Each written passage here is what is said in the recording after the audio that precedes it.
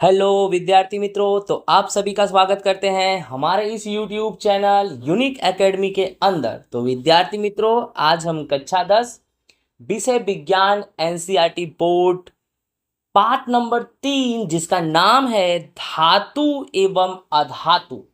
तो विद्यार्थी मित्रों, अगर आपने हमारे चैनल्स को सब्सक्राइब नहीं किया है तो सब्सक्राइब करो, बेल आइकन पर क्लिक करो, जिससे हिंदी मीडियम के जितने भी वीडियोस आए वो आप देखो और तैयारी करो और आपके एग्जाम में अच्छे मार्क्स आए, ऐसा हर एक तरह से संभव प्रयास करो। तो चलो स्टार्ट करते हैं, चैप्टर की शुरुआत करते हैं। ओके, अध्याय 3 पाठ नंबर 3 जिसका नाम है धातु एवं अधातु। तो सबसे पहले विद्यार्थी मित्रों, धातु के बारे में हम जानते हैं। धातु क्या है? धातु का ज्ञान बहुत ही पुराना है, अर्थात धातु का उपयोग बहुत ही पुराने समय से होता आ रहा है। कॉपर वह पहली धातु है जिसका उपयोग बर्तन, हथियार तथा अन्य सामानों को बनाने में किया गया था। यानी सबसे पहले किस धातु का उपयोग किया गया, सबसे पहले किस धातु की खोज हुई, सबसे पहले किस धातु के बारे में जाना गया, तो वह धातु है कॉपर, जिसका उपयोग पहले के समय में बर्तन बनाने में, हथियार बनाने में और अन्य साधन बनाने में किया जाता था और आज भी किया जाता है। आजकल धातुओं का प्रयोग तो पुल बनाने में, हवाई जहाज बनाने में, रेल बनाने में तथा अन्य वस्तुओं को बनाने में भी किया जाता है। अर्थात वर्तमान में धातु का उपयोग अलग अलग जगह पर होता है, जैसे कि पुल बनाने में, हवाई जहाज बनाने में, रेल रेल तो जानते ही हो धातु का बनता है, रेलवे का ट्रैक, पटरी भी धातु की बनती है। अब जानते हैं विद्यार्थी मित्रों धातुओं के उदाहरण। वैसे तो धातुओं के बहुत सारे उदाहरण हैं, कुछ उदाहरण मैं आपके समक्ष प्रस्तुत कर रहा हूं। आयरन, आयरन का संकेत होता है Fe, आयरन को लोहा बोलते हैं।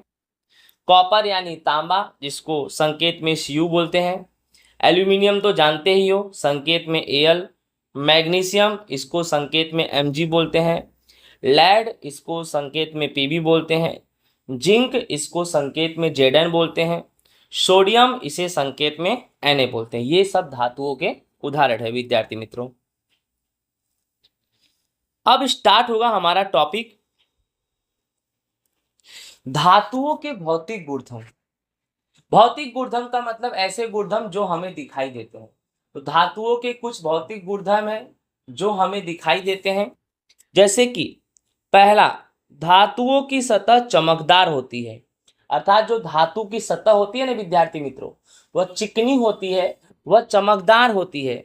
इस गुण को धात्विक चमक कहते हैं। तो विद्यार्थी मित्रों, कोई पूछे कि धात्विक चमक किसे बोलेंगे, तो बोलने का, जब धातु अपने शुद्ध अवस्था में होती है, अर्थात तब धातुओं की जो सतह होती है चिकनी होती है, चमकदार होती है, उसमें से एक शाइनीपन उत्पन्न होता है और इसी गुणधर्म को हम धात्विक चमक कहते हैं। याद रखना, धातु के अंदर धात्विक चमक आपको तभी दिखाई देगा जब धातु अपने शुद्ध अवस्था में होगा।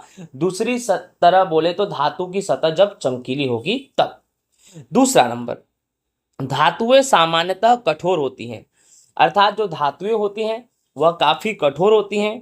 प्रत्येक धातु की कठोरता अलग अलग होती है, यानी जितनी भी धातु है, कोई ज़्यादा कठोर होता है, कोई कम कठोर होता है, कोई बहुत ज़्यादा कठोर होता है। ठीक है। तीसरा, कुछ धातुओं को पीट पीट कर उन्हें पतली चादरों के रूप में ढाला जा सकता है। अर्थात विद्यार्थी मित्रों, जो धातुएं होती हैं हम उन्हें पीट पीट कर हथौड़ा मार मार कर उससे चादर बना सकते हैं और इस गुण को आघात वर्धता बोलते हैं। अर्थात धातुओं की ऐसी कौन सी पद्धति, जिस पद्धति का उपयोग करके चादरों का निर्माण किया जाता है, तो उस पद्धति का नाम है आघात वर्धता पद्धति। चौथा, धातुएं सामान्यतः ऊष्मा की सुचालक होती हैं।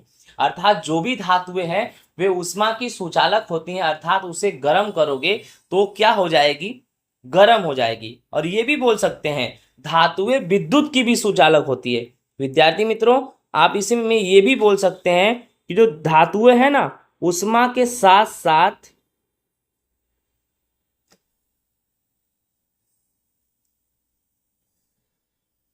धातुएं ऊष्मा के साथ साथ विद्युत की भी सुचालक होती है। ओके, आगे है लास्ट। जो धातुएं किसी कठोर सतह से टकराती हैं और आवाज उत्पन्न करती हैं उन्हें ध्वनिक कहते हैं। तो ध्वनिक कब बोलेंगे? जब एक धातु की सतह दूसरे धातु की सतह से टकराती है तो आवाज उत्पन्न होती है, इसे बोलते हैं ध्वनिक। और एक ध्वनिक का सिंपल साधारण उदाहरण ये है कि जो आपके स्कूल में घंटी लगी होती है वो घंटी इसी पद्धति पे काम करती है, ध्वनिक पे। कि घंटी की सतह और घंटी के अंदर एक स्टैंड जैसा लोहा रहेगा, उसके सतह के बीच जब टकराव होता है तो आवाज सुनाई देती है, ये ध्वनिक। ठीक है, इस तरह से विद्यार्थी मित्रों धातुओं के भौतिक गुणधर्म में हम धातुओं के कुल 5 भौतिक गुणधर्म की चर्चा करें।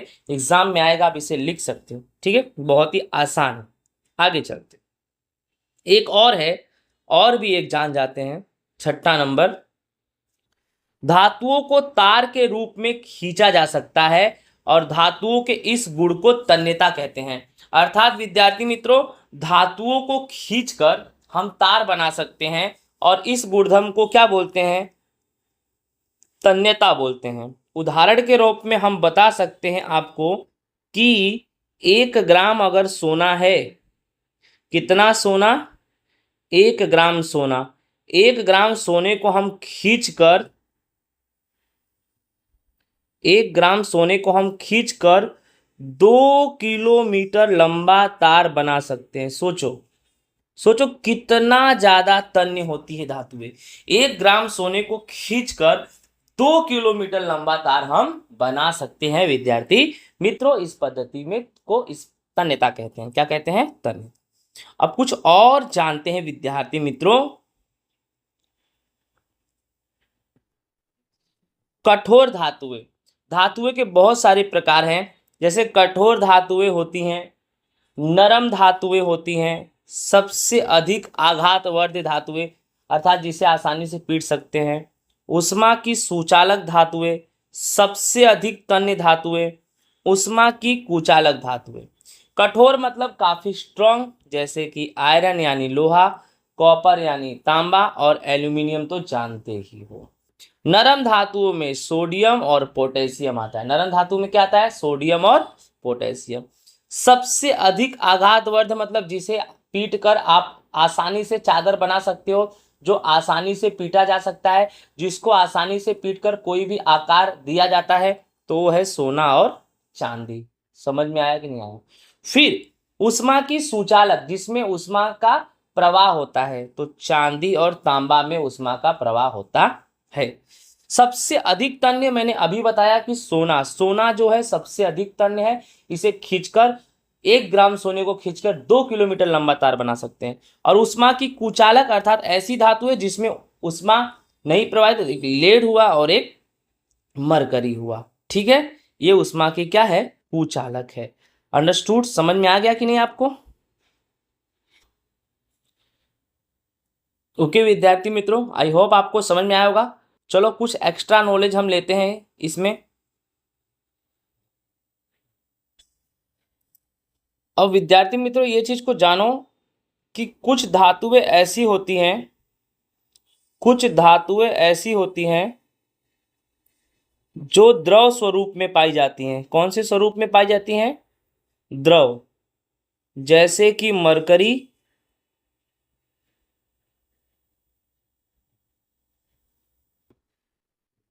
मरकरी, गैलियम, ये ऐसी धातुएं हैं जो द्रव स्वरूप में पाई जाती हैं। ठीक है, अब मरकरी का जो उपयोग होता है तापमान मापने के लिए किया जाता है, डॉक्टर यूज करते हैं, थर्मामीटर में होता है, जो हमें बुखार उखार होता है ना, फीवर, बुखार उखार होता है ना, उसको मापने के लिए किया जाता है, मेजरमेंट करने के लिए कितना टेम्परेचर हमें फीवर है।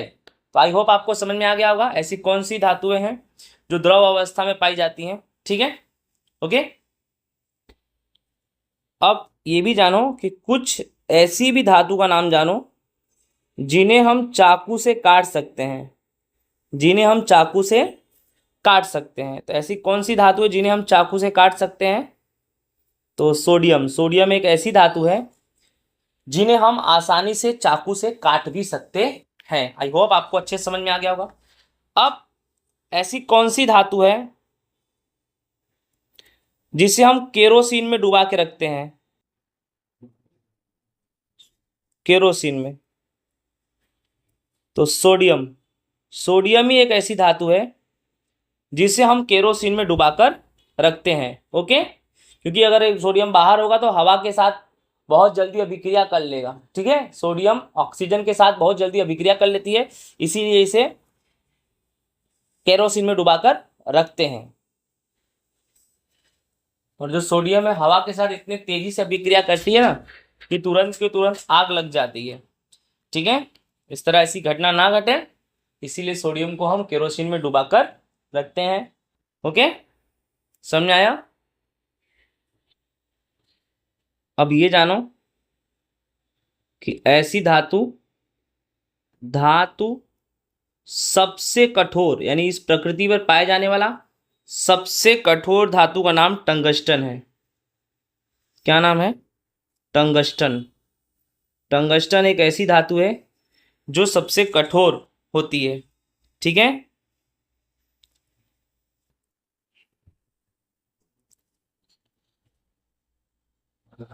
अब हमारा नवा टॉपिक चालू हुआ, धातुओं के रासायनिक गुणधर्म। भौतिक गुणधर्म के बारे में तो आप बहुत कुछ जान लिए, अब जानते हैं धातुओं के रासायनिक गुणधर्म के बारे में, जिसमें पहला पॉइंट्स है धातुओं का दहन। राइट, यानी धातुओं को जलाना है। दहन करने के लिए कौन सा गैस हमें चाहिए? ऑक्सीजन। धातुएं ऑक्सीजन से क्रिया करके या अभिक्रिया करके धातु ऑक्साइड बनाती है। धातुएं ऑक्सीजन से क्रिया अथवा अभिक्रिया करके क्या बनाती हैं? धातु ऑक्साइड बनाती हैं। तो धातु प्लस ऑक्सीजन, यानी धातु ऑक्सीजन के साथ अभिक्रिया करके धातु का ऑक्साइड, यानी उसी धातु का ऑक्साइड बनाती है। जैसे कि समझो ध्यान से, जैसे कॉपर है, Cu, सिर्फ Cu समझना, Cu कॉपर है, ऑक्सीजन के साथ अभिक्रिया करेगा तो CuO कॉपर ऑक्साइड बनाएगा। अब इसके समीकरण को संतुलित करने के लिए ही यहाँ पर काम किया गया है कि यहाँ पर Cu एक है और यहाँ भी Cu एक है, यहाँ ऑक्सीजन 2 है और यहाँ ऑक्सीजन 1 है। तो 2 करने के लिए ये यहाँ पर हमने 2 लगा दिया, तो जिससे हमारा क्या हो गया? 2 ऑक्सीजन। लेकिन कॉपर के भी आगे अब 2 हो गया, यानी कॉपर भी 2 हो गया, इसीलिए मैंने यहाँ पे भी 2 लगा दिया। ये संतुलित समीकरण दिया है। बाकी आपका जो रियल है तो Cu प्लस O2, ये CuO कॉपर ऑक्साइड। ठीक है, Cu को क्या बोलते हैं? कॉपर। इसे क्या बोलेंगे? ऑक्सीजन। और ये जो CuO है वो हमारा है कॉपर ऑक्साइड। आई होप आपको समझ में आ गया होगा। ठीक है, चलो आगे देखते हैं। अब ये नेक्स्ट देखो ध्यान से, इसको भी समझना है बहुत। जैसे एल्यूमिनियम है, एल्यूमिनियम का ऑक्सीजन के साथ अभिक्रिया किया तो Al2O3।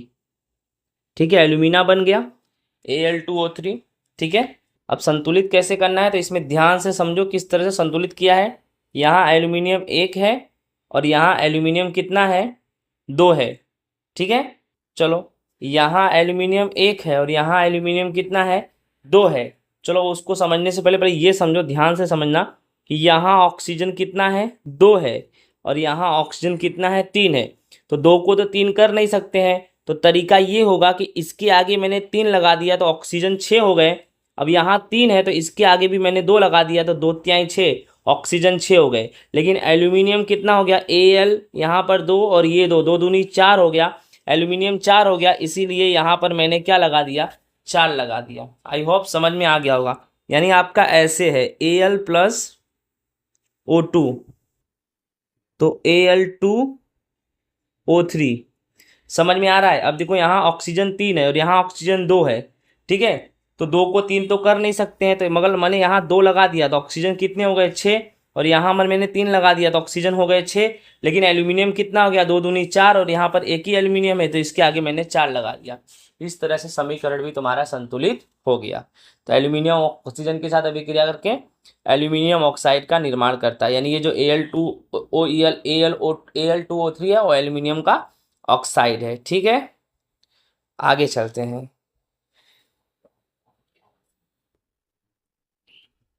नेक्स्ट हमारा टॉपिक उभयधर्मी ऑक्साइड क्या होता है।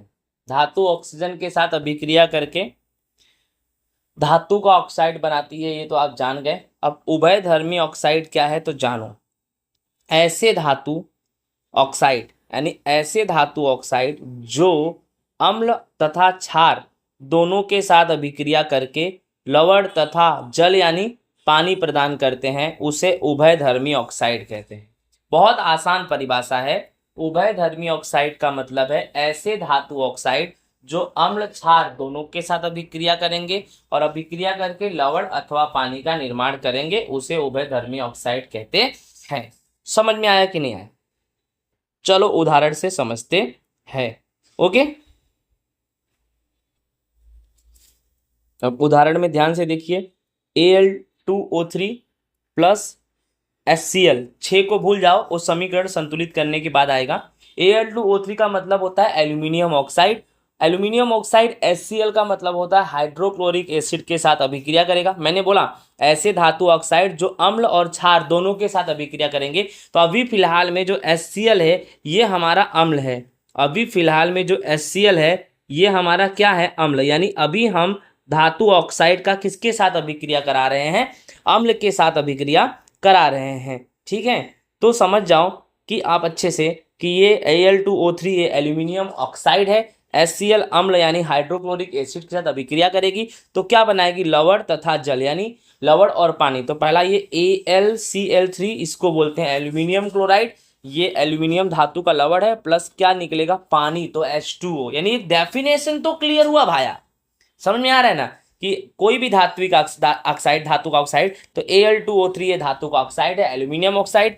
किसके साथ अभिक्रिया मैंने कराया पहले, HCl यानी हाइड्रोक्लोरिक एसिड अम्ल के साथ। तो सबसे पहले लवण बनेगा AlCl3 एल्यूमिनियम क्लोराइड, और प्लस जल यानी पानी यानी H2O। अब समीकरण को आप संतुलित कर सकते हो। ठीक है, जैसे कि आप दिमाग लगाओ कि यहाँ पर Al कितना है, 2, और यहाँ पर Al कितना है, 1 है।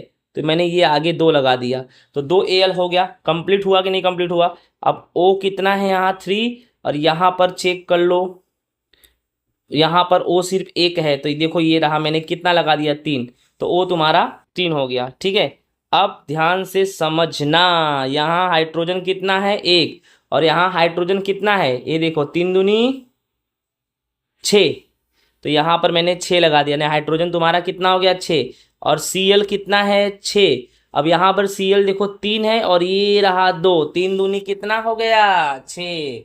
समीकरण तुम्हारा हो गया संतुलित। बोलो समझ में आया?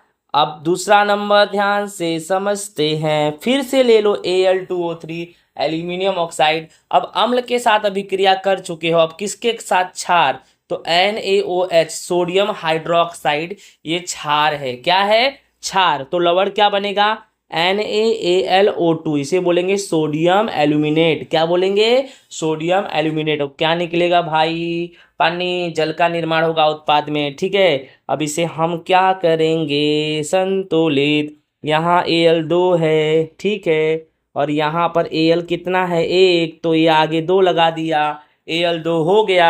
यहाँ ऑक्सीजन कितना है, 3 है ना, 3। अब ध्यान से समझते हैं, यहाँ ऑक्सीजन तो 3 है और यहाँ ऑक्सीजन कितना है, चेक करते हैं। देखो यहाँ ऑक्सीजन 2 और ये 2, यानी कितने हो गए, 4, और यहाँ भी ऑक्सीजन 1 है, तो 4 और 1 कितना हो गया भाई, 5 हो गया। कितना हो गया, 5। ठीक है, तो यहाँ पर 5 है तो इधर भी 5 ही है भाई। देखो ये रहा O3 और यहाँ O1, राइट, और ये देखो 2, तो 1 2 के 2, यानी यहाँ 3 और यहाँ 2, और 3 2 कितना हो गया जी, 5। यानी तुम्हारा ऑक्सीजन भी कंप्लीट हो गया, कोई दिक्कत नहीं ना? आगे चलते हैं, ध्यान से समझते हैं, ठीक है। अब हाइड्रोजन देख लो, हाइड्रोजन तुम्हारा कितना है? 6। यहाँ भी देख लो, 3 दूनी 6। Cl देख लो तुम्हारा 6। तो देखो रहा, ये रहा Cl3, ये Cl3 है, और यहाँ पर 3 और दूनी 6, यानी तुम्हारा समीकरण संतुलित हो गया। समीकरण संतुलित करना मैंने आपको चैप्टर नंबर 1 में ही अच्छे से समझा दिया है, राइट? समझ में आ रहा है ना? आगे पढ़ते हैं हम, नवा टॉपिक हमारा चालू हो गया है भाई, एनोडीकरण। अब हम पढ़ेंगे एनोडीकरण, जानेंगे एनोडीकरण क्या होता है, समझते हैं एनोडीकरण के बारे में। तो एल्यूमिनियम पर मोटी ऑक्साइड की परत बनने की प्रक्रिया एनोडीकरण है। अर्थात विद्यार्थी मित्रों, एल्यूमिनियम धातु पर अगर कोई मोटी ऑक्साइड की परत इकट्ठा होती है तो उसे हम सामान्य भाषा में बोलते हैं जंग। समझ में आ रहा है ना? तो एल्यूमिनियम के ऊपर मोटी ऑक्साइड की परत बनने की प्रक्रिया को एनोडीकरण कहते हैं।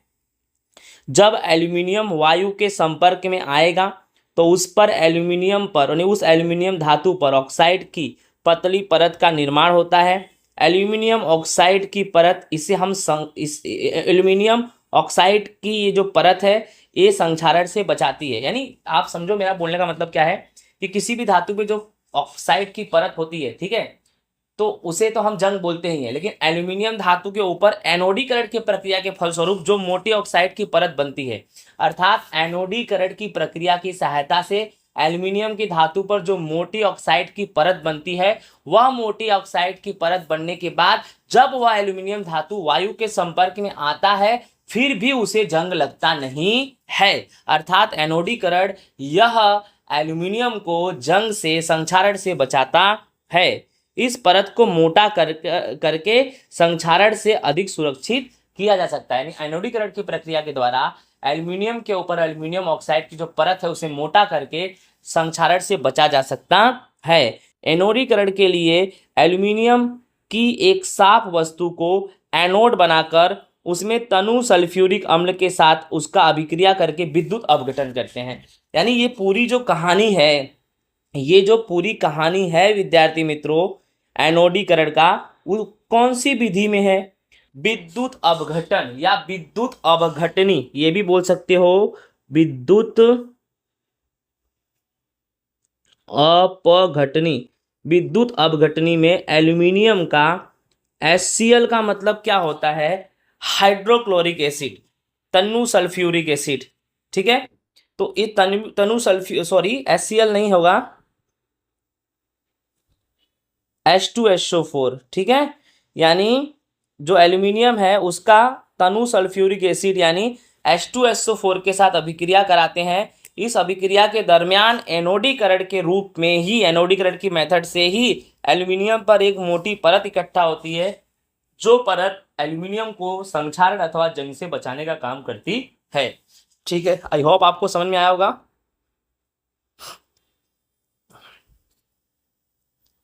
नेक्स्ट हमारा टॉपिक है धातुओं का जल के साथ अभिक्रिया।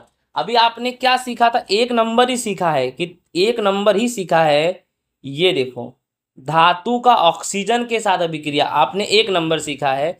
अब 2 नंबर में क्या आया है? धातुओं का जल के साथ अभिक्रिया। तो धातुएं जल के साथ अभिक्रिया करके हाइड्रोजन गैस तथा धातु ऑक्साइड उत्पन्न करती है। यानी कोई भी धातु जल के साथ अभिक्रिया करेगा तो उस धातु का ऑक्साइड बनेगा ही, अर्थात धातु का हाइड्रोक्साइड बनेगा। क्या बनेगा? हाइड्रोक्साइड। और कौन सी गैस उत्पन्न होगी? हाइड्रोजन गैस उत्पन्न होगी। यानी सिंपल सी बात है, इस चीज को दिमाग में बिठा लो अच्छे से कि कोई भी धातु है, ठीक है, जल के साथ अभिक्रिया करेगा तो उस धातु का ऑक्साइड नहीं, क्या, उस धातु का हाइड्रोक्साइड बनेगा। और साथ ही साथ कौन सी गैस उत्पन्न होगी? तो हाइड्रोजन गैस उत्पन्न होगी। जैसे देखो, धातु जल के साथ अभिक्रिया करेगा तो उसका ऑक्साइड बनेगा, और मैंने आपको बताया वह ऑक्साइड कौन सा ऑक्साइड होगा? हाइड्रोक्साइड। जल है इसीलिए हाइड्रो आया, ठीक है, समझ में आया? तो उस धातु का हाइड्रोक्साइड बनेगा और प्लस कौन सी गैस निकलेगी भैया? हाइड्रोजन गैस निकलेगी। उदाहरण से समझते हैं, जैसे के का मतलब क्या होता है, पोटेशियम। अब पोटेशियम का किसके साथ अभिक्रिया, जल यानी H2O यानी पानी से, तो KOH यानी पोटेशियम हाइड्रोक्साइड बनेगा। KOH यानी क्या बनेगा, पोटेशियम हाइड्रोक्साइड बनेगा। और कौन सी गैस उत्पन्न होगी, हाइड्रोजन गैस। तो ये तो आपको क्लियर हो गया, के यानी पोटेशियम का H2O यानी पानी के साथ अभिक्रिया होने पर KOH यानी के मतलब है पोटेशियम और OH का मतलब है हाइड्रोक्साइड बनेगा। और कौन सी गैस उत्पन्न होगी, हाइड्रोजन गैस। समीकरण संतुलित करो, यहाँ पर के एक है और यहाँ पर भी के अभी एक है, यहाँ पर H दो है और यहाँ पर देखो H जो दिख रहा है ना, यहाँ H तुम्हारा पहले से दो है, चलो कंप्लीट। और यहाँ पर O तुम्हारा एक है, ठीक है, ध्यान से समझते हैं इसको, यहाँ पर ध्यान से समझना पड़ेगा भाई, बहुत ध्यान से समझना पड़ेगा। देखो ध्यान से, यहाँ हाइड्रोजन एक है और यहाँ हाइड्रोजन एक है, बट यहाँ हाइड्रोजन दो है, तो दो हाइड्रोजन और एक हाइड्रोजन, कितना हाइड्रोजन हो गया, तीन। कितना हो गया, तीन। अब यहाँ पर हाइड्रोजन कितना है, दो, तो दो को तीन कर नहीं सकते हैं। अगर मैं इसके आगे दो लगा दिया तो हाइड्रोजन कितना हो गया, चार। अब यहाँ दो हाइड्रोजन और यहाँ भी मैंने दो लगा दिया, देखो दो हाइड्रोजन चार हाइड्रोजन हो गया, यानी हाइड्रोजन बराबर हो गया। लेकिन यहाँ पर के भी दो हो गया और यहाँ के एक है, तो देखो के आगे मैंने दो लगा दिया, के भी दो हो गया। अब ऑक्सीजन यहाँ कितना है, दो है, और आप चेक करो ये रहा ऑक्सीजन, ये रहा दो, यहाँ ऑक्सीजन दो हो गया, यानी बकायदा बैलेंस हो गया भैया, बकायदा। ठीक है, चलो आगे देखते हैं। Na का मतलब क्या होता है, सोडियम, और सोडियम पानी के साथ यानी H2O यानी जल के साथ अभिक्रिया करेगा तो NaOH मतलब सोडियम हाइड्रोक्साइड बनाएगा। क्या बनाएगा, सोडियम हाइड्रोक्साइड। कौन सी गैस निकलेगी, हाइड्रोजन गैस निकलेगी। अब क्या करेंगे हम, वो समीकरण संतुलित करेंगे। यहाँ Na यहाँ Na, चलो कहानी बराबर है। अब यहाँ हाइड्रोजन कितना है, दो, और यहाँ देखो फिर वही कहानी, एक हाइड्रोजन यहाँ पे, दो हाइड्रोजन, तीन। अगर मैं इसके आगे दो लगाता हूँ तो हाइड्रोजन दो और दो चार हो गए, तो यहाँ पे पहले से दो है तो इसके आगे मैंने दो लगा दिया तो हाइड्रोजन चार, बट ऑक्सीजन कितने हो गए, दो, और यहाँ ऑक्सीजन कितने हो गए, दो। अब यहाँ सोडियम कितने हो गए, दो, और यहाँ पर एक सोडियम, इसके आगे दो लगा दिया तो समीकरण क्या हो गया, संतुलित। बहुत आसान है यार समीकरण संतुलित करना, बस आपको ध्यान देना पड़े। ठीक है, चलो अब नवा टॉपिक चालू हो गया, धातुओं की अम्ल के साथ अभिक्रिया। यानी धातु का किसके साथ अभिक्रिया, अम्ल। अम्ल जानते हो ना, अम्ल यानी एसिड के साथ अभिक्रिया। तो धातुएं अम्ल के साथ अभिक्रिया करके, उस अम्ल के साथ अभिक्रिया करके संगत लवण बनाती हैं, यानी धातु का लवण बनता है प्लस हाइड्रोजन गैस निकलती है। यानी धातु अम्ल के साथ अभिक्रिया करके उस धातु का लवण का निर्माण करती है और प्लस साथ ही साथ हाइड्रोजन गैस बनाती है। आई होप आपको समझ में आया होगा।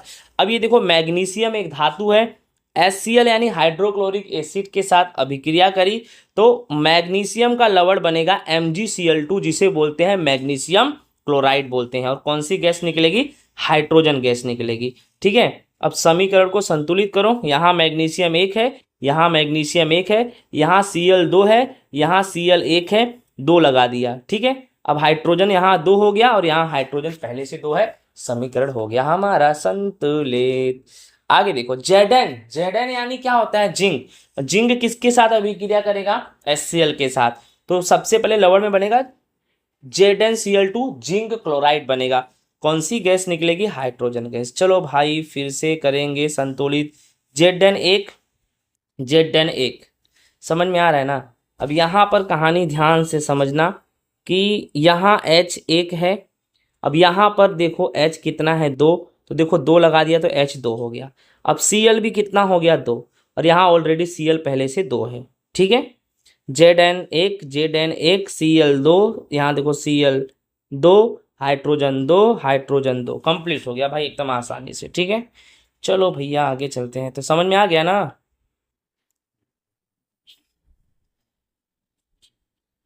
अब नवा टॉपिक है धातुओं की धातु के लवण के साथ अभिक्रिया।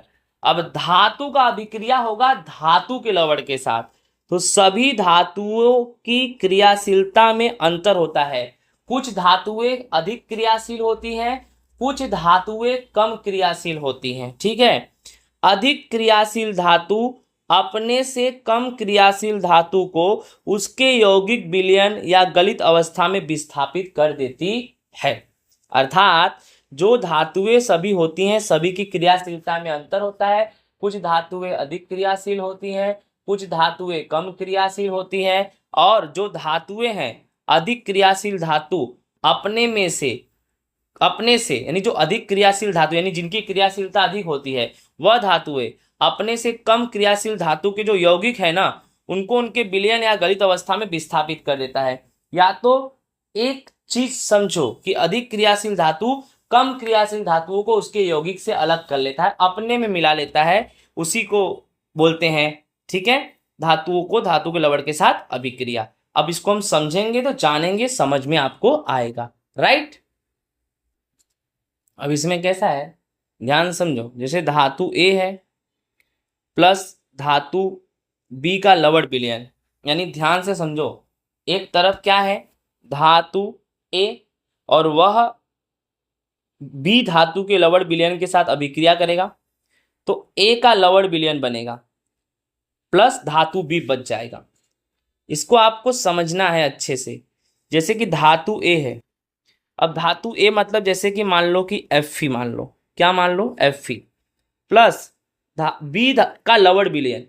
बी का लवण विलयन का मतलब है, अब कोई भी ऐसा यहाँ धातु लिखो जो यौगिक के साथ में हो, ओके।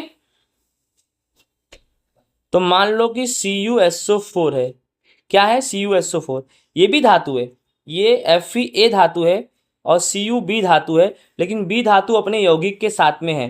तो जब ये अभिक्रिया करेगा ना, तो ए का लवण विलयन बनेगा, यानी ए इसके यौगिक को इससे विस्थापित कर देगा, यानी FeSO4 बनेगा, फेरस सल्फेट बनेगा, यानी ये ए का लवण विलयन बन गया प्लस धातु बी बच जाएगा। धातु बी यानी तुम्हारा सिर्फ और सिर्फ क्या बच जाएगा, कॉपर बच जाएगा, Cu। यानी सिंपल सी बात है, परिभाषा यही है, धातु ए धातु बी के लवण विलयन के साथ अभिक्रिया करेगा, उसके यौगिक को विस्थापित करेगा, तो ए का लवण विलयन बनेगा और धातु बी जैसे के तैसे बच जाएगा, ठीक है। अब समझते हैं इसको आगे टॉपिक में। ये तो आप जान गए हो, अच्छे से इसको समझ गए हो। इस अभिक्रिया को विस्थापन अभिक्रिया भी कहते हैं, जो आपको चैप्टर नंबर 1 में मैंने बताया है। नवा टॉपिक है जिसका नाम है एक्वा रेजिया। जानते हैं एक्वा रेजिया क्या है। अब ये एक्वा रेजिया क्या है, रॉयल जल है, यह रॉयल पानी है, काफी महंगा मिलता है। रॉयल जल का लैटिन शब्द है। यह 3:1 के अनुपात में सांद्र हाइड्रोक्लोरिक अम्ल एवं सांद्र नाइट्रिक अम्ल का ताजा मिश्रण होता है। अर्थात यह रॉयल जल है, इसमें 3 अनुपात में सांद्र का मतलब स्ट्रॉन्ग हाइड्रोक्लोरिक अम्ल होता है एवं सांद्र नाइट्रिक अम्ल का ताजा मिश्रण होता है। यह गोल्ड को भी गला सकता है, इतना पावरफुल होता है ना ये रॉयल वाटर, रॉयल जल, बहुत महंगा आता है। अर्थात गोल्ड है ना, सोना, उसको गला सकता है, क्योंकि भाई इसमें हाइड्रोक्लोरिक एसिड, सांद्र का मतलब स्ट्रॉन्ग एसिड होता है। एक्वा रेजिया भभकता द्रव होने के साथ प्रबल संक्षारक भी, यानी जो एक्वा रेजिया है वह भभकता हुआ द्रव है, क्योंकि इसमें एसिड काफी ज्यादा होता है, साथ ही साथ मजबूत संक्षारक भी है, अर्थात जंग ना लगे उसके लिए, ठीक है। यानी मजबूत संक्षारक का मतलब है, समझ जाओ कि जंग वाला बात, कि यह गोल्ड एवं प्लेटिनम जैसी धातुओं को गलाने में समर्थ होता है। यानी गोल्ड और प्लेटिनम जो धातु है ना, उसको भी गला सकता है, ये इतना ज्यादा पावरफुल होता है एक्वा रेजिया। ओके ओके, समझ में आ गया। बस इस चीज को ध्यान रखना कि जो एक्वा रेजिया है वह प्रबल संक्षारक है, प्रबल संक्षारक, ठीक है।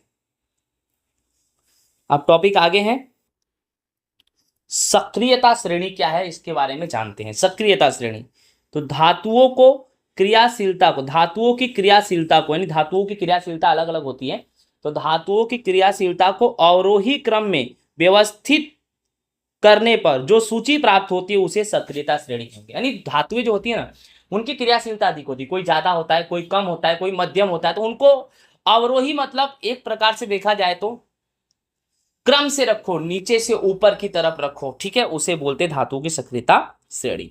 अब ये जानिए सबसे अधिक अभिक्रियाशील धातु कौन सी है, तो सोडियम और पोटेशियम की क्रियाशीलता सबसे अधिक होती है। सबसे कम अभिक्रियाशील धातुएं कौन सी है? तो गोल्ड और प्लेटिनम। ओके, इस तरह से सक्रियता श्रेणी क्या है अब जाने, थोड़ा सक्रियता श्रेणी के बारे में और नॉलेज ले लेते हैं।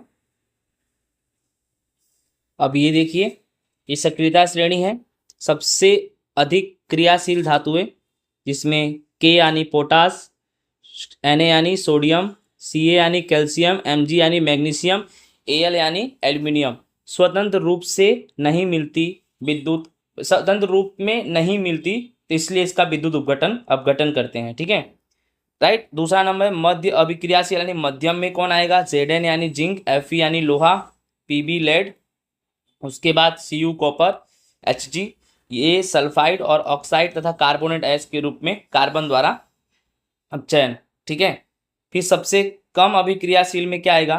Ag और Au ये स्वतंत्र रूप में पाई जाती हैं। ये धातुओं की क्या है? सक्रियता श्रेणी है।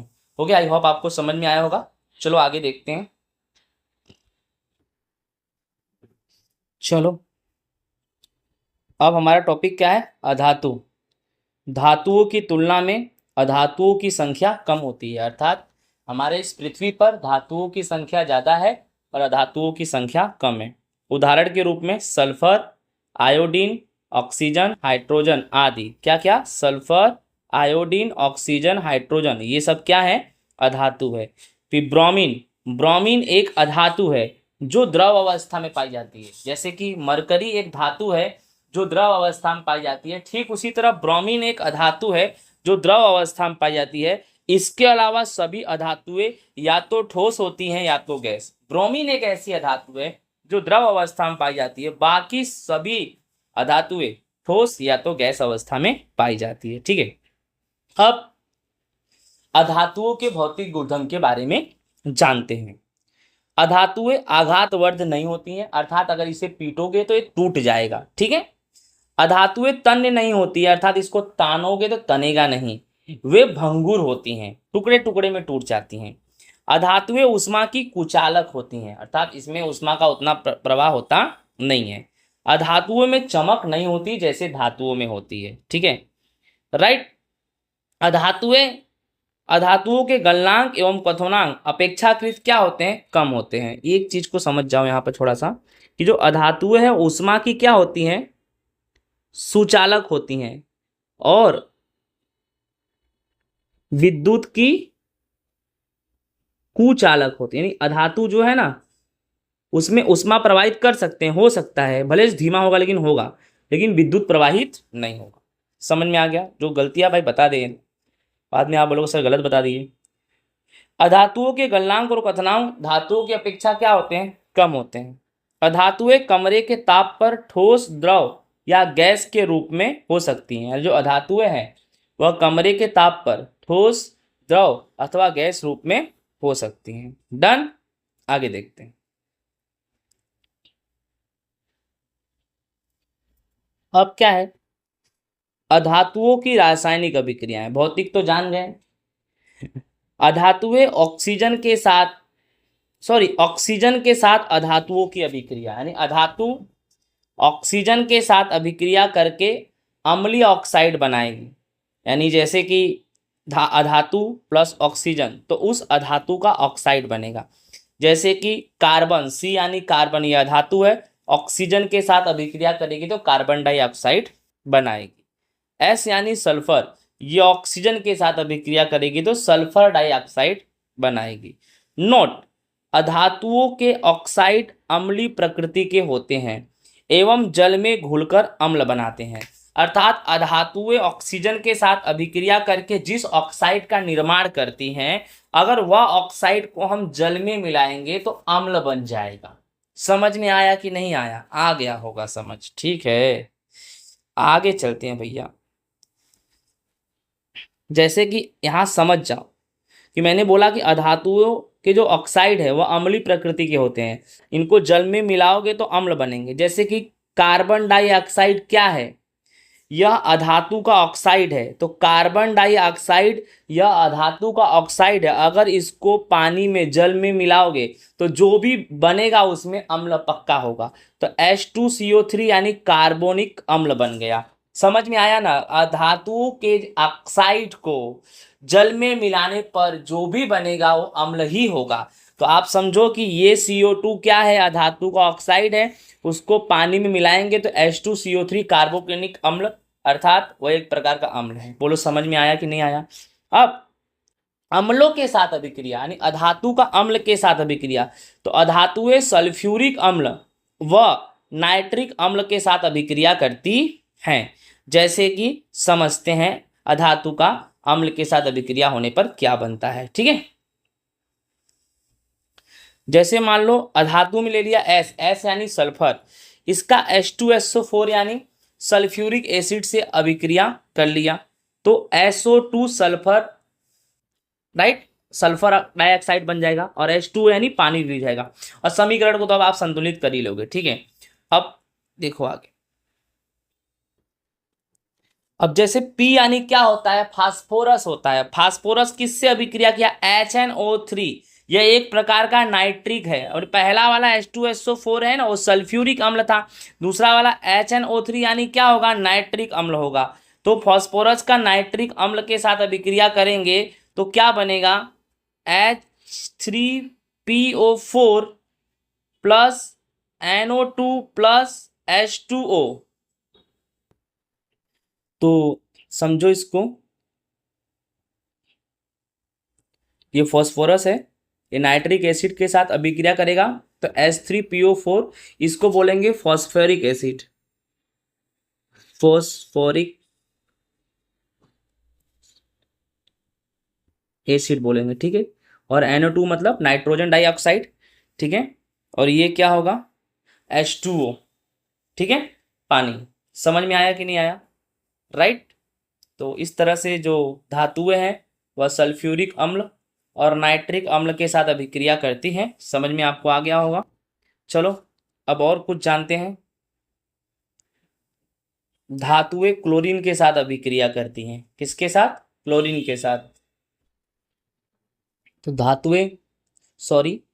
अधातुएं क्लोरीन के साथ अभिक्रिया करके उस धातु का क्लोराइड बनाती हैं। उस धातु क्या बनाती हैं? क्लोराइड। जैसे कि S यह अधातु है और वह क्लोरीन गैस Cl2 यानी क्लोरीन गैस के साथ अभिक्रिया करेगी तो H2Cl2 बनाएगी, राइट, सल्फर मोनोक्लोराइड बनाएगी। ठीक है, समीकरण संतुलित करने तो आपको आता ही है।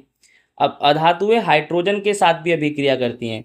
तो अधातुएं हाइड्रोजन के साथ अभिक्रिया करके सहसंयोजक हाइड्राइड बनाती हैं। जैसे कि H2, राइट, ये हाइड्रोजन है और S यानी सल्फर है। S यानी S अधातु है, हाइड्रोजन के साथ अभिक्रिया करके H2S का निर्माण करेगी, अर्थात हाइड्राइड, राइट, हाइड्रोजन का हाइड्राइड यानी सल्फर हाइड्राइड बन गया। क्या बन गया? ये सल्फर हाइड्राइड। ठीक है, आगे देखते हैं। कुछ उत्कृष्ट गैसों का नाम जानते हैं। तो हीलियम, नियॉन, आर्गन, जिनॉन, ये उत्कृष्ट गैसें हैं। ठीक है, राइट। उत्कृष्ट गैस जो होता है ना, उत्कृष्ट गैस के परमाणुओं में जो बाहरी कक्षा में इलेक्ट्रॉन होते हैं ना, इलेक्ट्रॉनिक सेल, वह पूर्ण रूप से भरे होते हैं। ठीक है, और यह उन्हें अन्य परमाणुओं के साथ प्रतिक्रिया करने से रोकते हैं। इसका मतलब ये है कि उत्कृष्ट गैस है वो अन्य तत्वों के साथ कभी बंध नहीं बनाते हैं, इसलिए वे रासायनिक प्रतिक्रियाओं में भाग नहीं लेते। अर्थात उत्कृष्ट गैस एक ऐसे गैस हैं जो कभी किसी दूसरे के साथ अभिक्रिया नहीं करते हैं। अर्थात इन गैसों के साथ कभी अभिक्रिया रासायनिक होती ही नहीं है। इनके गैसों के जो इलेक्ट्रॉनिक सेल होते हैं वह संपूर्ण रूप से भरे होते हैं। इसी प्रकार इनको उत्कृष्ट गैस के नाम से जाना जाता है। द्रव अवस्था में पाई जाने वाली धातु को मरकरी कहते हैं। ऐसी धातुएं जिन्हें हथेली पर रखने पर वह पिघलने लगती है तो गैलियम और सीजियम। ठीक है, ऐसी अधातु जो चमकीली होती है तो आयोडीन। ऐसी अधातु जो विद्युत की सुचालक होती है तो ग्रेफाइट, यानी अधातु है और प्लस विद्युत इसमें प्रवाहित होता है। याद रखना, ग्रेफाइट एक अधातु है, किसी अधातु में विद्युत प्रवाहित नहीं होता, बट ग्रेफाइट एक अधातु है और उस पर विद्युत प्रवाहित होती है। क्षारीय धातु, तो लिथियम, सोडियम, पोटेशियम, यह क्षारीय धातु है। बोलो समझ में आ गया कि नहीं आ गया? चलो आगे चलते हैं। अब हम पढ़ेंगे अपर रूप, राइट। अपरूप यानी अपर रूप के बारे में जानते हैं, समझते हैं ये क्या है अच्छे से। ठीक है, स्टार्ट करते हैं। कार्बन ऐसी धातु है जो विभिन्न रूपों में पाई जाती है, यानी कार्बन एक ऐसी धातु है जो अलग अलग रूप में पाई जाती है। प्रत्येक रूप को अपर रूप कहते हैं, यानी कार्बन एक ऐसी धातु है जो अलग अलग रूप में पाई जाती है, इसी को बोलते हैं अपर रूप। हीरा कार्बन का एक अपर रूप है, यानी जो हीरा है वह कार्बन का एक अपर रूप है, अर्थात हीरे में कार्बन पाया जाता है बहुत ही ज्यादा। यह सबसे कठोर प्राकृतिक पदार्थ है, यानी हमारे प्रकृति में जितने भी पदार्थ पाए जाते हैं उसमें सबसे कठोर हीरा होता है, क्योंकि इसमें सबसे ज्यादा कार्बन पाया जाता है। जिस पदार्थ में सबसे ज्यादा कार्बन पाया जाएगा वह पदार्थ सबसे ज्यादा मजबूत होगा। इसका गलनांक एवं क्वथनांक बहुत अधिक होता है। सिंपल सी बात है, बहुत ही मजबूत होता है, कार्बन ज्यादा है तो गलनांक क्वथनांक तो ज्यादा होगा ही। कार्बन का एक अन्य अपरूप ग्रेफाइट भी होता है जो विद्युत का सुचालक होता है। जैसे कार्बन का हीरा तो जान गए, कार्बन का एक अन्य अपरूप है ग्रेफाइट जो अधातु होता है और उसमें भी विद्युत प्रवाहित होती है। ओके विद्यार्थी मित्रों, आई होप आपको अच्छे समझ में आया होगा। चलो चलते हैं नेक्स्ट टॉपिक जो हमारा है बहुत आईएमपी टॉपिक, जिसका नाम है आयनिक यौगिक। आयनिक यौगिक किसे बोलते हैं समझते हैं। धातु से अधातु में, यानी किसी धातु से अधातु में इलेक्ट्रॉन के स्थानांतरण से बने यौगिक को आयनिक यौगिक कहते हैं या वैद्युत संयोजक यौगिक कहते हैं। अर्थात एक धातु में से इलेक्ट्रॉन का स्थानांतरण जब किसी दूसरे अधातु के अंदर होता है ना भैया, तो उससे जो भी यौगिक बनता है ना उसे बोलते हैं आयनिक यौगिक। बोलो समझ में आया कि नहीं आया? ऐसा ओके। इसका दूसरा नाम है वैद्युत संयोजक यौगिक। अब आयनिक यौगिक के उदाहरण पढ़ते हैं भैया। NaCl यानी सोडियम क्लोराइड, LiCl यानी लिथियम क्लोराइड, CaCl2 यानी कैल्शियम क्लोराइड, CaO यानी कैल्शियम ऑक्साइड, MgCl2 यानी मैग्नीशियम क्लोराइड। ये सब है आयनिक यौगिक के उदाहरण। ठीक है, अब पढ़ेंगे आयनिक यौगिक के गुणधर्म। गुणधर्म में पहला नंबर है भौतिक प्रकृति, दूसरा नंबर है गलनांक एवं क्वथनांक, तीसरा नंबर है घुलनशीलता और चौथा नंबर है विद्युत चालकता। ठीक है, चलो समझते हैं इसको भाई। अब भौतिक प्रकृति क्या है समझते हैं। आयनिक यौगिक सामान्यतः ठोस होते हैं एवं कठोर काफी मजबूत होते हैं, क्योंकि इन यौगिकों में विपरीत आवेशित आयनों के मध्य प्रबल स्थिर वैद्युत आकर्षण बल कार्य करता है। सिंपल सी बात है, इनकी भौतिक प्रकृति जो होती है काफी ठोस होती है, काफी कठोर होती है। ठीक है, क्योंकि इनके बीच जो आयन होता है धन आयन और ऋण आयन, इन धन आयन और ऋण आयन के बीच आयनिक यौगिक में जो आकर्षण बल है, जो अट्रैक्शन फोर्स है वह काफी ज्यादा होता है, जिसके हिसाब से ये काफी मजबूत होते हैं। सामान्य रूप से इनकी प्रकृति भंगुर भी होती है। अर्थात विद्यार्थी मित्रों, आयनिक यौगिक मजबूत तो होते हैं, कठोर होते हैं, बट कुछ ऐसे भी आयनिक यौगिक जो भंगुर होते हैं, जिसको अगर आप गिराओगे तो टुकड़ा टुकड़ा हो जाएगा। साधारण नमक जानते हो जो आप खाते हो, उसके टुकड़े अगर आपके पास पड़े जमीन पे गिराओ एकदम भुरभुरा के फैल जाएगा। भंगुर भी होते हैं, राइट। हमेशा नहीं, सब नहीं, कुछ ऐसा। ओके, गलनांक और क्वथनांक। आयनिक यौगिकों का गलनांक और क्वथनांक बहुत ज्यादा होता है। क्यों? क्योंकि इनके बीच दो आयन, धन आयन और ऋण आयन के बीच आकर्षण बल बहुत ही ज्यादा होता है, उसके हिसाब से स्ट्रांग होते हैं। स्ट्रांग रहेंगे तो इसका गलनांक और क्वथनांक भी ज्यादा होगा, क्योंकि ये मजबूत वैद्युत वाहक हैं, उससे जुड़े होते हैं। अंडरस्टूड विद्यार्थी मित्रों? समझ तो आपको आ ही गया होगा। ओके, घुलनशीलता में क्या है? वैद्युत संयोजक यौगिक सामान्यतः जल में घुलनशील तथा केरोसिन, पेट्रोल आदि जैसे विलायकों में अविलेय होते हैं। विद्यार्थी मित्रों, जो आयनिक यौगिक होता है ना, वह जल में घुलनशील, अर्थात आयनिक यौगिक जो कैसा होता है, जल के अंदर मिल जाता है। सामान्यतः जो आयनिक यौगिक होते हैं जल में आसानी से घुल जाते हैं, मिल जाते हैं, तथा केरोसिन, पेट्रोल आदि जैसे विलायकों में अविलेय होते हैं, मतलब उसमें घुलते नहीं हैं। नेक्स्ट, विद्युत चालकता। ठोस अवस्था में आयनिक यौगिक का विद्युत चालन नहीं होता है, अर्थात जब आयनिक यौगिक ठोस अवस्था में होगा तो उसमें विद्युत का चालन, विद्युत का प्रवाह नहीं होगा। लेकिन जब यही आयनिक यौगिक गलित अवस्था में होगा तो उसके अंदर हम विद्युत का चालन कर सकते हैं। आई होप बहुत ही आसान टॉपिक, इंपॉर्टेंट टॉपिक था, समझ में आपको आ गया होगा। नेक्स्ट पढ़ेंगे टॉपिक हमारा है धातुओं की प्राप्ति के बारे में। ओके, तो पृथ्वी की भूपटि में प्राकृतिक रूप से पाए जाने वाले तत्वों को, अर्थात दूसरे शब्दों में बोले तत्व और यौगिक दोनों को हम खनिज कहते हैं। तो पृथ्वी के जो भूपटि भाग है उस पे प्राकृतिक रूप से पाए जाने वाले सभी तत्व और सभी यौगिकों को खनिज कहते हैं। जिन खनिजों में कोई विशेष धातु काफी अधिक मात्रा में होती है जिसे निकालना लाभकारी होता है, उन खनिजों को अयस्क कहते हैं। तो अयस्क किसे बोलेंगे, पृथ्वी के भूपटि पे अगर कोई भी तत्व यौगिक मिलता है, राइट, उसे खनिज बोलेंगे। और खनिज के अंदर जिस धातु की मात्रा सबसे ज्यादा होती है वह धातु हमारे लिए लाभदायक होती है, तो उस धातु को हमें निकालना पड़ता है, तो उस धातु को निकालते हैं खनिज में से, तो उसे बोलते हैं अयस्क। समझ में आ रहा है कि नहीं आ रहा है? अब पढ़ेंगे धातुओं का निष्कर्षण। क्या पढ़ेंगे? धातुओं का निष्कर्षण।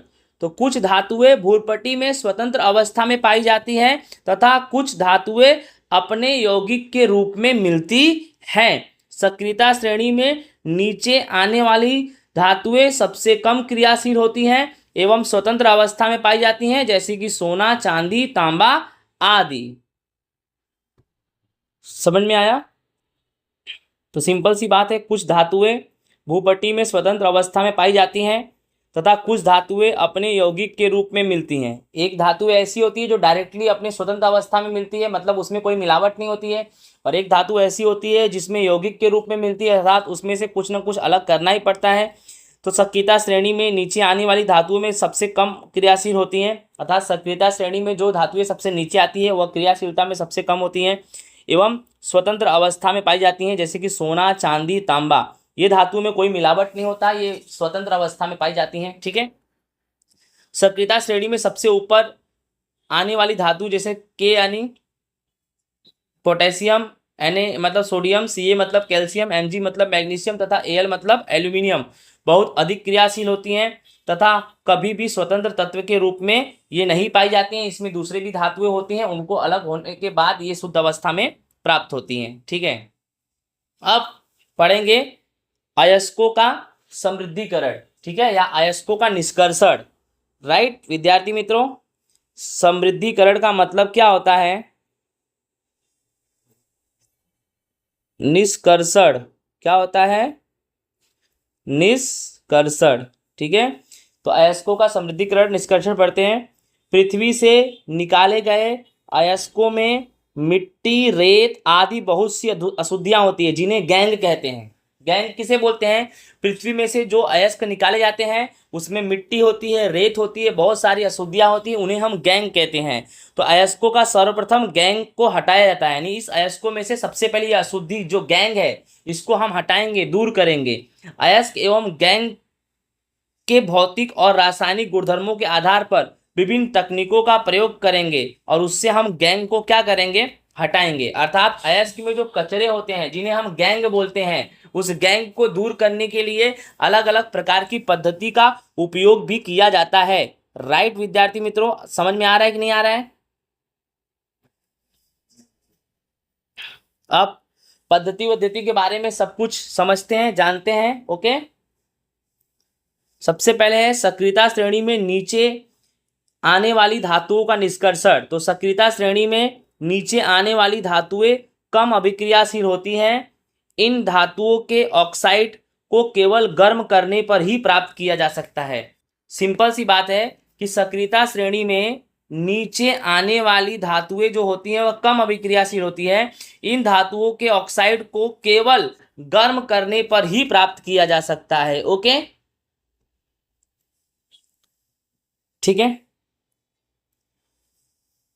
पारे का एक प्रमुख अयस्क है जिसे बोलते हैं सिनाबार। सिनाबार का केमिकल फॉर्मूला है HGS। बहुत ही IMP एग्जाम में पूछता है, HGS को हम सिनाबार कहते हैं।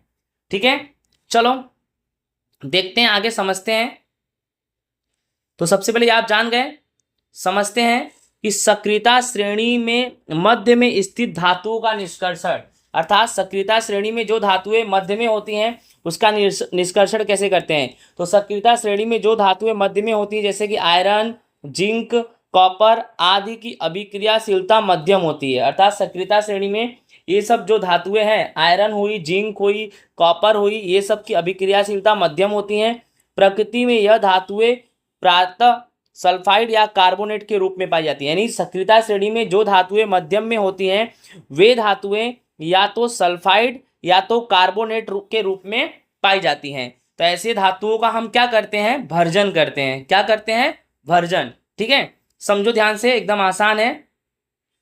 सल्फाइड अयस्क को वायु की उपस्थिति में अधिक ताप पर गर्म करने पर यह ऑक्साइड में परिवर्तित हो जाता है। कोई भी सल्फाइड युक्त अयस्क है उसको वायु की उपस्थिति में क्या करेंगे, गर्म करेंगे, तो वह ऑक्साइड में परिवर्तित हो जाता है। ओके, यानी आपको इसमें समझना क्या है कि जो मध्यम अभिक्रियाशील धातुएं हैं ना, या तो सल्फाइड युक्त अयस्क में पाई जाएंगे या तो कार्बोनेट। तो जो सल्फाइड है ना उसका क्या करते हैं, भर्जन करते हैं, और कार्बोनेट का कैल्सिनेशन करते हैं। ठीक है, पद्धति है भाई, राइट, समझते हैं।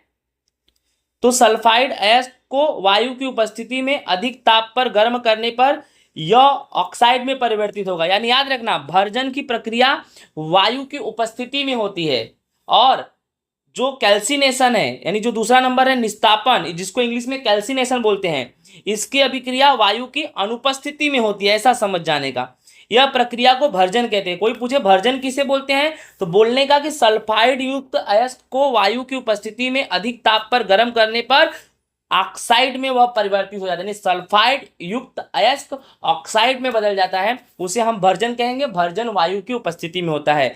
जैसे कि ये ZnS है जो जिंक सल्फाइड है, जिंक सल्फाइड को गर्म करेंगे ऑक्सीजन की उपस्थिति में तो ZnO zinc oxide plus sulphur dioxide बनेगा। समीकरण संतुलित करने तो आपको मैंने बता ही दिया है। ठीक है, अब निस्तापन क्या है कि कार्बोनेट अयस्क को सीमित वायु, सीमित मतलब देखा जाए तो वायु बहुत कम होना चाहिए, मतलब वायु की अनुपस्थिति होनी चाहिए, अधिक ताप पर गर्म करेंगे तो यह ऑक्साइड में परिवर्तित होता है। इस प्रक्रिया को निस्तापन कहते हैं। तो कोई पूछे निस्तापन किसे बोलेंगे, तो ऑक्सीजन की अनुपस्थिति में होने वाली अभिक्रिया को निस्तापन कहेंगे, और ऑक्सीजन की उपस्थिति में होने वाली अभिक्रिया को भर्जन कहेंगे विद्यार्थी मित्रों। ओके, ठीक है। अब जैसे N है तो नाइट्रोजन कार्बोनेट है, राइट, और इसको अपने क्या किएंगे, गर्म करेंगे तो ZnO zinc oxide plus carbon dioxide बनेगा। ZnCO3 जिंक कार्बोनेट, ZnCO3 को क्या बोलेंगे, जिंक कार्बोनेट। ये कार्बोनेट अयस्क है, इसको सीमित वायु मतलब यहाँ पर ऑक्सीजन है ही नहीं, देख लो O2 लिखा नहीं, मतलब ऑक्सीजन की अनुपस्थिति है, तो क्या बनेगा ZnO zinc oxide plus CO2 carbon dioxide का निर्माण होगा। आई नो आपको अच्छे से समझ में तो आ गया होगा। यानी कोई पूछे सल्फाइड युक्त अयस्क के लिए कौन सी पद्धति का उपयोग करते हैं, तो भर्जन, और कार्बोनेट युक्त अयस्क के लिए कौन सी पद्धति का उपयोग करते हैं, तो निस्तापन करते हैं। ठीक है विद्यार्थी मित्रों, आई होप आपको अच्छे समझ में आया होगा। नेक्स्ट हमारा टॉपिक है थर्मिट अभिक्रिया। क्या है, थर्मिट अभिक्रिया। जानते हैं थर्मिट अभिक्रिया क्या होता है, तो आयरन ऑक्साइड Fe2O3, क्या, आयरन ऑक्साइड Fe2O3 के साथ एल्यूमिनियम की अभिक्रिया का उपयोग रेल की पटरी एवं मशीनों के पुर्जों की दरारों को जोड़ने के लिए किया जाता है। सिंपल सी बात है, कोई पूछे थर्मिट अभिक्रिया का उपयोग किस लिए किया जाता है, तो थर्मिट अभिक्रिया का उपयोग रेलवे की पटरी बनाने के लिए, यानी रेलवे की पटरी जब जोड़ते हैं, मशीन के बड़े बड़े पुर्जों की दरार जो होते हैं टूट जाते हैं, उसको ज्वाइंट करने के लिए, वेल्डिंग मारने के लिए थर्मिट प्रक्रिया का उपयोग करते हैं। इस अभिक्रिया को थर्मिट अभिक्रिया कहते हैं। अब थर्मिट अभिक्रिया में किसके किसके बीच अभिक्रिया होती है, आयरन ऑक्साइड Fe2O3 और एल्यूमिनियम, आयरन ऑक्साइड का एल्यूमिनियम ऑक्साइड के बीच जो अभिक्रिया होती है उसी अभिक्रिया को थर्मिट अभिक्रिया कहते हैं। इसका उपयोग रेलवे की पटरी को जोड़ने के लिए, बड़े बड़े मशीनों के पुर्जे के दरारों को जोड़ने के लिए किया जाता है विद्यार्थी मित्रों। ओके, उदाहरण भी देख लो, Fe2O3, ये क्या है, आयरन सल्फाइड, आयरन ऑक्साइड है, इसका एल्यूमिनियम के साथ अभिक्रिया करेंगे तो आयरन प्लस Al2O3, राइट, और प्लस साथ में उष्मा, यानी थर्मिड अभिक्रिया जब भी होगी तो उष्मा तो प्रचंड उत्पन्न होगी, भाई गर्मी तो आएगी ना, वेल्डिंग करेंगे, दरारों को जोड़ेंगे, समझ में आ रहा है कि नहीं आ रहा है, इस तरह से, राइट। अब नेक्स्ट है सक्रियता श्रेणी में सबसे ऊपर स्थित धातुओं का निष्कर्षण। तो कार्बन के द्वारा सोडियम, मैग्नीशियम, कैल्शियम, एल्यूमिनियम आदि के ऑक्साइड का अपचयन करके उन्हें धातुओं में परिवर्तित नहीं किया जा सकता है। इन धातुओं को विद्युत अपघटनी की विधि से अपचयन द्वारा धातु प्राप्त किया जाता है। यानी सक्रियता श्रेणी में सबसे ऊपर स्थित धातु का निष्कर्षण कैसे होगा, तो कार्बन के द्वारा सोडियम, मैग्नीशियम, कैल्शियम, एल्यूमिनियम, यानी सोडियम, मैग्नीशियम, कैल्शियम, एल्यूमिनियम, यह सक्रियता श्रेणी में सबसे ऊपर आती हैं। इनका कार्बन के द्वारा हम निष्कर्षण नहीं कर सकते हैं, इसीलिए इनको हम धातुओं में नहीं परिवर्तित कर सकते हैं। तो इन धातुओं का हम विद्युत अपघटन करके अपचयन करते हैं, जिसे हमें धातु प्राप्त होता है। ठीक है, अब आगे देखते हैं धातुओं का परिष्करण। अब धातुओं का परिष्करण क्या है जानते हैं। तो विभिन्न अपचयन प्रक्रमों में से प्राप्त धातुएं पूर्ण रूप से शुद्ध नहीं होती, यानी बहुत सारी अपचयन प्रक्रम के बाद भी धातुएं जो प्राप्त होती हैं वह पूर्ण रूप से शुद्ध नहीं होती हैं। धातुओं से अपद्रव्य हटाने के लिए सबसे अधिक प्रचलित विधि का नाम है विद्युत अपघटनी परिष्करण विधि। अर्थात बहुत सारी ऐसी विधियां हैं जिन विधियों का उपयोग करके हम शुद्ध धातु प्राप्त करना चाहते हैं, लेकिन धातुएं हमें संपूर्ण रूप से शुद्ध अवस्था में नहीं प्राप्त होती। अगर धातुओं को संपूर्ण रूप से शुद्ध अवस्था में प्राप्त करना है तो ऐसी विधि है, उस विधि का नाम है विद्युत अपघटनी। सबसे प्रचलित विधि यही है विद्यार्थी मित्रों। अब हम पढ़ेंगे विद्युत अपघटनी का परिष्करण। ओके, अब विद्युत अपघटनी का परिष्करण में क्या है, कॉपर, जिंक, टीन, चांदी, सोना जैसी अनेक धातुओं को विद्युत अपघटन के द्वारा परिष्कृत किया जा सकता है। अर्थात विद्युत अपघटनी के परिष्करण की विधि में कौन कौन सी धातुओं का उपयोग करते हैं, तो कॉपर, जिंक, टीन, चांदी, सोना। इस प्रक्रम में अशुद्ध धातु को एनोड तथा शुद्ध धातु को कैथोड पर लगाया जाता है। यानी सिंपल सी बात है, ये जो विधि है इस विधि के अंदर जो अशुद्ध धातु है उसको एनोड के ऊपर और जो शुद्ध धातु है उसको कैथोड पर लगाया जाता है। फिर धातु के लवण के विलयन को विद्युत अपघटक के रूप में उपयोग लाया जाता है। यानी जिस भी धातु का इसमें उपयोग करना है उस धातु का लवण लेना पड़ेगा। यानी कॉपर है तो कॉपर सल्फेट, जिंक है तो जिंक सल्फेट, ऐसे। अम्लीकृत कॉपर सल्फेट का विलयन, अब देखो इसमें उदाहरण ले लिया किसका, कॉपर सल्फेट का। अम्लीकृत कॉपर सल्फेट का विलयन, अम्लीकृत क्यों, मैंने बताया अधातु, याद है ना, अधातु ऑक्साइड के साथ अभिक्रिया करके अम्ल का निर्माण करती हैं। तो अम्लीकृत कॉपर सल्फेट का जो विलयन है वह विद्युत अपघट्य है। अशुद्ध तांबा एनोड है। यानी देखो कॉपर सल्फेट की कहानी में कि जो अशुद्ध तांबा है वो एनोड है, जबकि शुद्ध जो तांबा है वो जो शुद्ध तांबे की पट्टी है वो कैथोड के रूप में काम करती है। अर्थात विद्युत अपघटनी विधि में आप अगर CuSO4 यानी कॉपर सल्फेट का विलयन लेते हो तो जो अशुद्ध कॉपर की छड़ है वह एनोड है और शुद्ध कॉपर की छड़ जो है वह कैथोड के रूप में काम करेगी। अब जो CuSO4 कॉपर सल्फेट है, कॉपर सल्फेट का जो विलयन है CuSO4, अगर उसमें विद्युत धारा प्रवाहित करोगे, राइट ना, तो शुद्ध तांबा कैथोड पर निक्षेपित हो जाएगा। यानी शुद्ध तांबा है वह कैथोड पर निक्षेपित हो जाएगा, जबकि ऑलरेडी कैथोड पर शुद्ध तांबा का ही छड़ है। ठीक है, और जो विलेय है वो अशुद्धियां विलयन में घुल जाएंगी, यानी जो अशुद्धियां हैं वह विलयन में ही रह जाएंगी। अविलेय अशुद्धियां एक एनोड की तली पर निक्षेपित यानी जमा यानी इकट्ठा हो जाती हैं, जिसे हम एनोड पंख कहते हैं। ओके विद्यार्थी मित्रों, इसको और भी मैं ध्यान से आपको बता रहा हूं, ये क्या है समझा रहा हूं, समझो। देखो दिख रहा है, ये है विद्युत अपघटनी परिष्करण। तो इसमें देखो ध्यान से आप, ये CuSO4 का विलयन लिया है, CuSO4 का विलयन लिया है, यानी किसका विलयन लिया है, कॉपर सल्फेट का विलयन लिया है। अब इसमें जो कैथोड है ना, कैथोड ये कौन सी धातु का छड़ है, ये कॉपर की धातु है तो शुद्ध, और एनोड पे ये जो धातु है कॉपर की, ये भी कॉपर की धातु है, ये अशुद्ध है। यानी कैथोड वाला शुद्ध है और एनोड वाला अशुद्ध है। अब इसमें CuSO4 यानी कॉपर सल्फेट का विलेन लिया, अब इसमें विद्युत धारा प्रवाहित करेंगे, प्लस माइनस दिख रहा है ना, विद्युत धारा प्रवाहित करेंगे तो होगा क्या, स्टोरी ये है ना कि कॉपर सल्फेट में जो शुद्ध कॉपर है ना वो किसके ऊपर इकट्ठा हो जाएगा, कैथोड पर इकट्ठा हो जाएगा। ऑलरेडी पहले से वो शुद्ध है, वो इकट्ठा होगा, वो भी शुद्ध है, तो कॉपर तुम्हारा तो अलग हो गया। लेकिन जो कचरे हैं ना तली में आके इकट्ठे हो जाएंगे, जिसे अपद्रव्य बोलते हैं, ठीक है, इसे हम एनोड पंख के नाम से भी जानते हैं विद्यार्थी मित्रों। समझ में आ गया कि नहीं आ गया? ओके, ये डायग्राम है भाई। अब नेक्स्ट पढ़ते हैं। नेक्स्ट हमारा टॉपिक है संक्षारण। संक्षारण को बोलते हैं जंग। जब कोई धातु अपने आसपास अम्ल, आर्द्रता, नमी, ऑक्सीजन आदि के संपर्क में आती है तो वह धातु संक्षारित हो जाती है, उस धातु पे जंग लग जाता है, उसे हम संक्षारण कहते हैं। ये पार्ट नंबर 1 में भी मैंने आपको बता दिया है, समझा दिया है, ठीक है। अब संक्षारण की प्रमुख घटनाएं क्या है जानो। लंबे समय तक आर्द्र यानी नमी वाले वायु में लोहे को अगर रखोगे तो लोहे पर भूरे रंग की परत चढ़ जाती है, जिसे हम जंग कहते हैं। खुली वायु में छोड़ देने पर सिल्वर, सिल्वर यानी चांदी की वस्तु में वायु के में उपस्थित सल्फर के साथ अभिक्रिया करने पर सिल्वर सल्फाइड की परत इकट्ठा हो जाती है और यह काली परत होती है, यह भी जंग है। यानी लोहे पर भूरा रंग, सिल्वर यानी चांदी पर काला रंग, ठीक है। और ये भी याद रखना कि एक चीज और मैंने आपको बताया था चैप्टर 1 में कि भाई जो लोहा है, जो लोहा है उस पे भूरा रंग, और जो सिल्वर है उस पे काला रंग, और ये भी जानो जो तांबा है उस पे हरा रंग, ठीक है। आई होप आपको समझ में आ गया होगा। चलो आगे देखते हैं। संक्षारण से सुरक्षा। संक्षारण यानी जंग से बचना है तो क्या करना पड़ेगा भाई, जंग लगने से लोहे को बचाने के लिए उस पर पेंट करते हैं या ग्रीस लगाते हैं।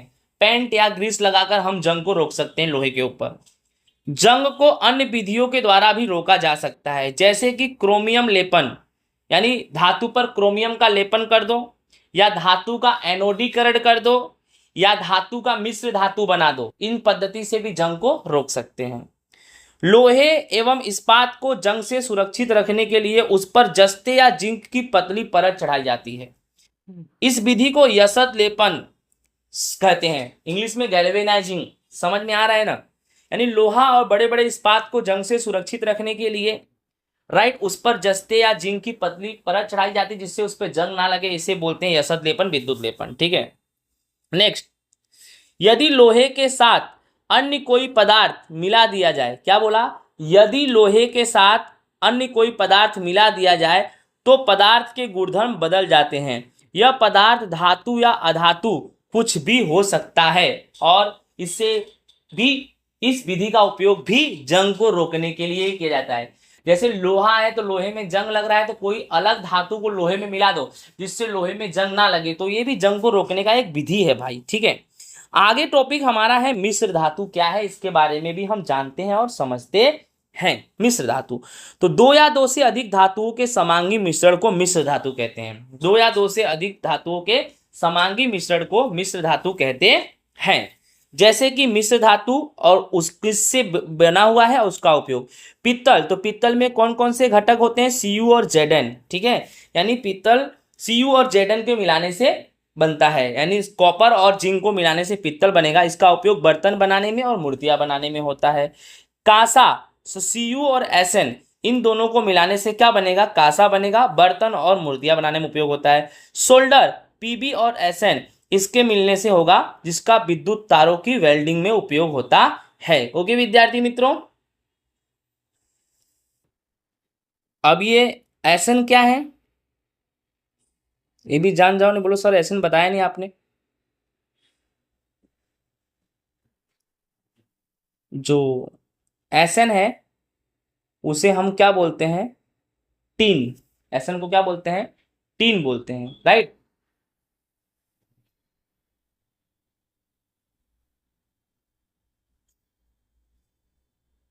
और जो तुम्हारा Pb है, Pb उसे हम बोलेंगे लीड, यानी लेड, ठीक है। समझ में आ गया कि नहीं आ गया? आगे चलते हैं। चलो, लास्ट चैप्टर खत्म होने से पहले ये कुछ जान जाते हैं। ये जानो मिश्र धातु है, जो मिश्र धातु है, मिश्र धातु के बारे में आप जान गए। और मिश्र धातु के बारे में और कुछ जानो कि जो मिश्र धातु होते हैं ना, वह जंग रोधी होते हैं, इस पे जंग नहीं लगता है। मिश्र धातु की जो वस्तुएं होती है वो काफी टिकाऊपन होती है, राइट ना। स्टेनलेस स्टील भी ये मिश्र धातु है। मिश्र धातु का उपयोग ज्यादा से ज्यादा अभी फिलहाल में किया जाता है, क्योंकि इस पे जंग वंग नहीं लगता है, इसीलिए, राइट ना। लास्ट एक टॉपिक है जिससे चैप्टर फिनिश होगा हमारा। अब वो है क्या, समझते हैं।